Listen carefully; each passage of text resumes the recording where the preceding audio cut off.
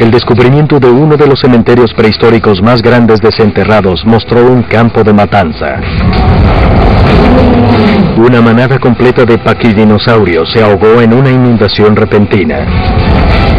¿Qué fue exactamente lo que los llevó a ese lugar?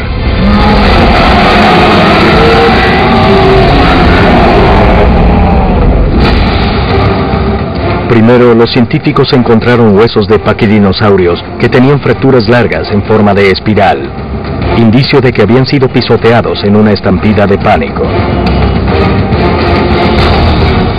Luego, encontraron la respuesta que buscaban. Encontraron los dientes de un depredador enterrados entre la osamenta. Era del espécimen tiranosaurio.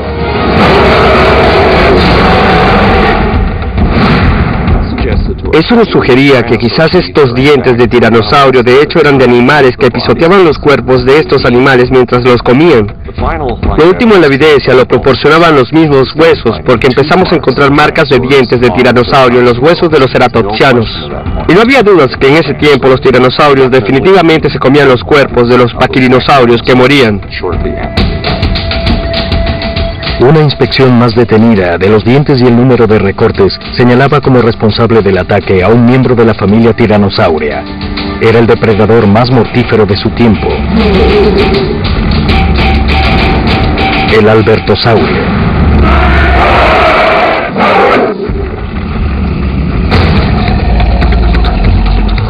Albertosaurio, el lagarto de Alberta. Un depredador supremo de la especie tiranosauria. Esta amenaza carnívora vivió unos cuantos millones de años antes que su primo más grande y más conocido, el T-Rex. Entonces, si el T-Rex es el vehículo utilitario o la versión del camión Mack, el albertosaurio es un deportivo. Tiene el mismo diseño básico, pero más delgado, más elegante y casi ciertamente más rápido como adulto.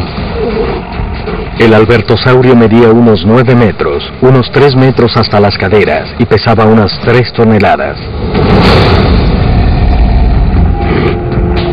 El carnívoro tenía 5 características claves del tiranosaurio que lo convertía en un depredador temible. Ante todo, y lo más importante, es que el albertosaurio tenía un poderoso conjunto de mandíbulas y unos 70 dientes como puñales, afilados en la punta y a los lados.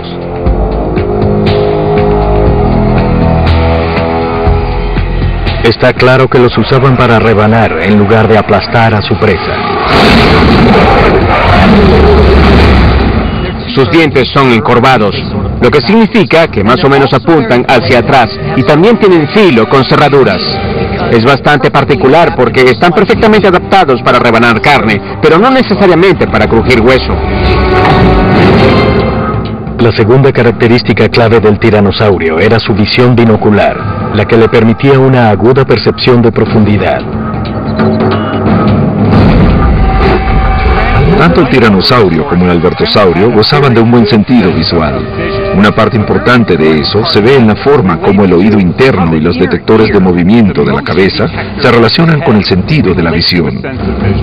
Y eso nos demuestra que tanto el tiranosaurio como el albertosaurio podían mover los ojos, la cabeza y el cuello con rapidez para seguir a su presa. La siguiente característica clave era un par de brazos cortos, pero poderosos. Aunque los brazos del albertosaurio eran pequeños en comparación con su tamaño corporal total, eran muy musculosos. Esto quiere decir que los brazos eran muy fuertes, pero su función era un misterio. Quizás se usaban para agarrar a la presa, mientras que su boca y los dientes hacían el trabajo sucio, o quizás se usaban durante el apareamiento. Agréguenle 2 largas patas musculosas hechas para cazar a la presa. En algunos estudios biomecánicos se ha estimado que el albertosaurio podría correr casi unos 48 kilómetros por hora. Esa es casi la velocidad de un león moderno. El albertosaurio quizás era muy rápido. De hecho, aunque existieron en épocas un poco distintas, podía potencialmente dejar atrás al T-Rex. No tenía las largas tibias y los largos metatarsos en comparación con la longitud del fémur. Bueno, era un animal bastante rápido. Y finalmente, el albertosaurio usaba una cola larga y puntiaguda que podía maniobrar con facilidad. Esa cola funciona como un contrapeso para que puedan mover su cola de un lado a otro mientras corren y eso los ayuda a tomar las curvas. Lo vemos aún hoy en día en los animales modernos como los grandes felinos. Cuando los grandes felinos corren, mueven sus colas de un lado a otro y eso los ayuda a girar más rápido. Con este paquete de características de tiranosaurio, el albertosaurio era un maestro adaptándose a diferentes ambientes. La mayoría de los especímenes de albertosaurio que existen se encuentran en un solo lugar en Alberta, que era una llanura en la costa. Y así sabemos que esos dinosaurios vivían en un ambiente muy similar a lo que vemos hoy en día en los estados del Golfo o en el norte de Florida.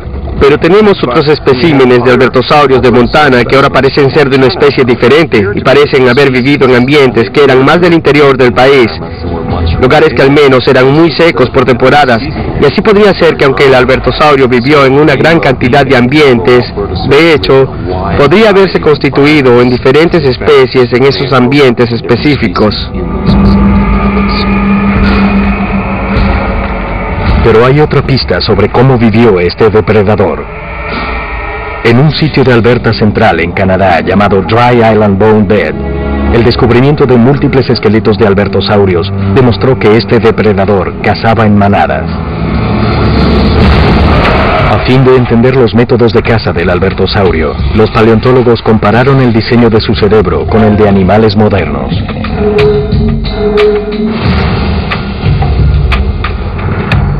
La estructura cerebral del albertosaurio muestra que el cerebrum, los centros más altos del cerebro asociados con el poder de conocimiento y solución de problemas, no es muy grande.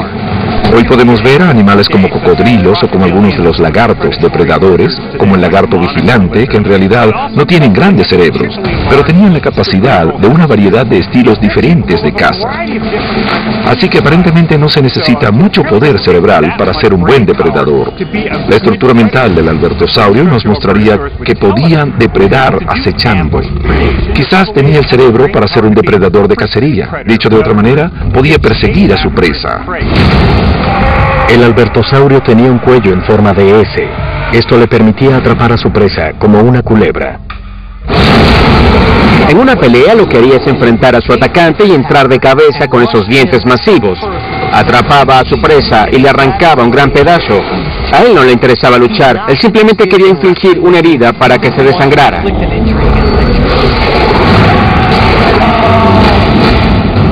Al analizar el sitio de sepultura, los paleontólogos fueron capaces de ubicar al albertosaurio en la escena, porque mientras comía se le desprendían los dientes.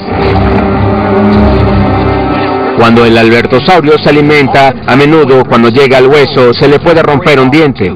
A esos los llamamos dientes desprendidos, que significa que se desprendieron durante el proceso de alimentación.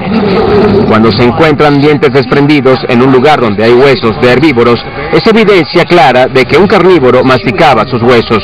No encontramos los huesos del carnívoro porque no murió allí, se alimentó y siguió. Solamente queda como evidencia los dientes, los que se desprendieron. Los científicos también creen que el albertosaurio se alimentaba de los miembros de la manada luego de que morían. Lo más probable es que lo hicieran cuando la marea llevaba los cuerpos a la orilla. Cuando una masa de cadáveres se pudre en el antiguo sol Cretáceo, atrae a todo tipo de depredadores y también al más carnívoro de esos tiempos, el albertosaurio.